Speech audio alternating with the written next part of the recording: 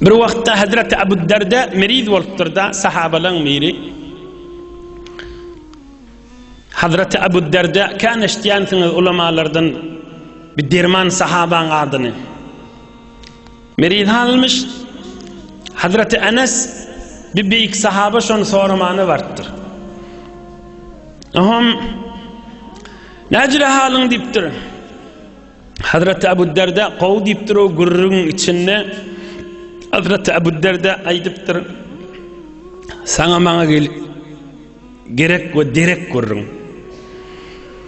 Semi'tu Rasulullah sallallahu ta'ala alayhi ve sellem yaqul inna as-suda'a wal malila ma yazalan bil mu'min ve inna zunubahu mislu Uhud فما يدعانه وعليه من ذلك مثقال حبة من خردل رواه الإمام أحمد. Erdin içinde yatanmış Enes de şonu sormanı geltir. Hazreti Enes radıyallahu anh omul sırqavlap mariz yatan Ebu Derda aydıptır. Nebi Ekrem aleyhissalatu vesselam'dan özüm eşittim deyiptir. Bırak kellağır ya ennamın kızmak bir tovalıda sünkağır diye. Bırak kellağır bir de ennamın kızmak ya sünkağırlık yalan Müslümanlarda badır deyiptir Peygamberimiz aleyhissalatu vesselam. İnne suda'a vel melile bırak kellağır kellağır deydi. O bir de şey ennamı kızmak kızdırma tutmak ya sünkün ağırlı olmak garaz Müslümanlarda bolacak deyiptir. Ohum şi zol düktörü ötüye, dermanı ötüye, her yolları ötüye, dua ettiriye, demsalliye. Ohum bağda derdi narahatçılığı. Ya berdi Farsla derdeser dişiyanak bu kellağır narahatçılığı vada kaptırına. Ohum İmam Azam'ın ustadlarının zamanında, İmam Azam merce taklidimiz, İmam Ebu Hanife'nin ustadlarının zamanında ulamalar aytyanmıştık, Müslüman bir gün kamil gülüp bilmez. Ertiden beri hoş geçip gülüp duranlar, ikinnirak bir narahatçılık tafliyanlar. Bir kellağır tafliyada Müslümanı diyenmiştikler. Hay bir yerinin bir zat bir ürünün dürtiyada. Bir yerinin bir zat asıl yada. İnni Peygamberimiz aleyhissalatu vesselam'ın sözünü aydın, kellağır ennamın bedinin kızmak, sünkağır, garaz Müslümanı yalan bolyanlar deyiptir. Ohum, şola adamlar dağıyal günahları vardır deyiptir. Şu dünyadan ölülerine ölüyüp şu dertlerde bağda yaşayışında yuvulayıp çık akça olup dünyadan ötükütüyeler deyiptir.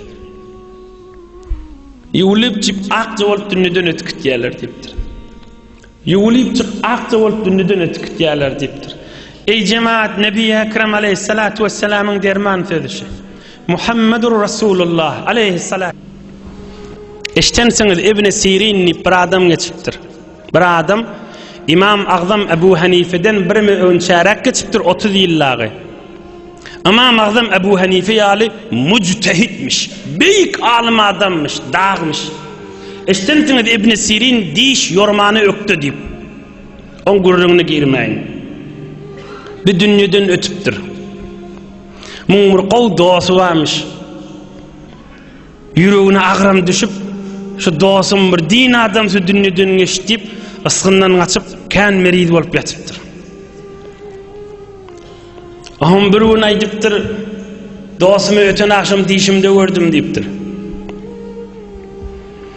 Teberrük okuyan din adamlarının uluqan görünleri de bular. رأيت أخي ابن سيرين في المنام في قصر فقلت أي أخي قد أراك في حال تسرني فما صنع الحسن قال رفع فوقي ب70 درجة قلت ولم ذاك وقد كنا نرى أنك أفضل منه قال ذلك بطول حزنه قال ذلك بطول حزنه قال ذلك بطول حزنه İbn Sirin'i gördüm cennette bir kasrın içinde oturuyor.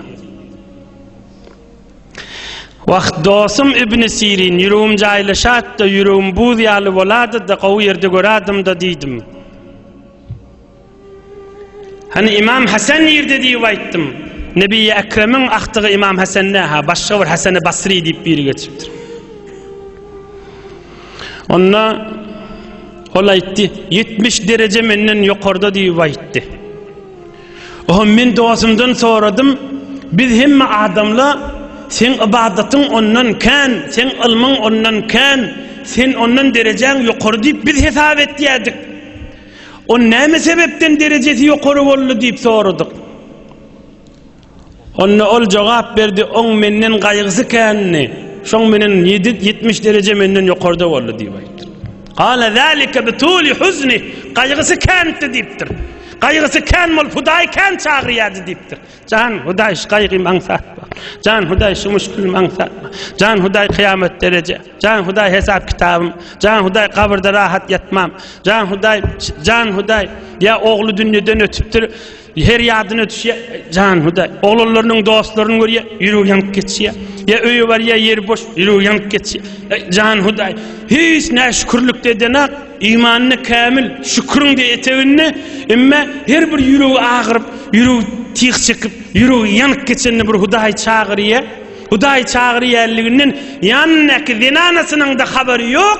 Ýöne ýüreginden Rabbim Allah, Rabbim Allah, Rabbim Allah diye honça asmanlara uçurdu da. Bir dädäni, bir enäni, bir dogany, bir äri, bir heleyi we her gaýsy bolsun.